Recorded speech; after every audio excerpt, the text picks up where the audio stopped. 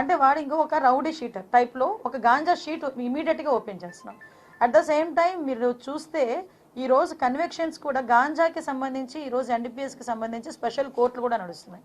అందువలన దాంట్లో కూడా స్పెషల్గా పీపీలను కూడా అపాయింట్ చేసుకుంటున్నాం. దీనివల్ల ఏమవుతుందంటే కన్వెక్షన్ రేట్ కూడా పెరుగుతుంది.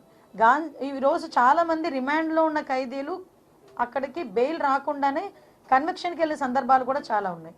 వీటితో పాటు ఏదైతే గాంజా తీసుకున్న అక్కడ ట్రాన్స్పోర్ట్ చేసిన వాడు ఒక్కడిని తీసుకొచ్చి లోపల పడేయడం కాదు, వాళ్ళ తాలూకా లింకులు చాలా చాలా ఎస్టాబ్లిష్ చేసుకొని ఎక్కడైతే కింగ్ పిన్ ఉన్నాడో కింగ్ పిన్ కూడా తీసుకొచ్చి ఏదో అతనికి శిక్ష విధించడం కాదు, వాళ్ళ ఆస్తులు కూడా జప్తు చేసి వాళ్ళ తాలూకా ఫైనాన్షియల్ ఇష్యూస్ ఏమున్నాయి వాటన్నిటినీ కూడా వాళ్ళు కొలాప్స్ చేసే పరిస్థితి తీసుకొస్తున్నాం.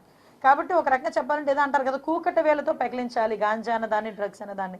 దానికి ఈరోజు గవర్నమెంట్ తీసుకుంటున్న స్టెప్ బై స్టెప్స్కి వచ్చే రిజల్టే మీరు ఈరోజు చూశారు. ఈగల్ అనేది ఎంతవరకు మాకు సక్సెస్ అయిందంటే పక్కన తెలంగాణ గవర్నమెంట్ కూడా ఎన్డీపీఎస్కి ఈగలే పెట్టుకున్నారు, వాళ్ళు కూడా గాంజాకి సంబంధించి. మనకు తమిళనాడు గవర్నమెంట్ కూడా ఈరోజు ఈగల్ లాంటి వ్యవస్థ రావాలి అని చెప్పి వాళ్ళ సీఎం గారు కూడా మాట్లాడడం జరిగింది. ఒరిస్సా గవర్నమెంట్ కూడా ఈగల్ ఎలా చేస్తున్నారు, పోలీస్ డిపార్ట్మెంట్ ఎలా ఇనిషియేషన్ తీసుకుంటున్నారని చెప్తున్నారు.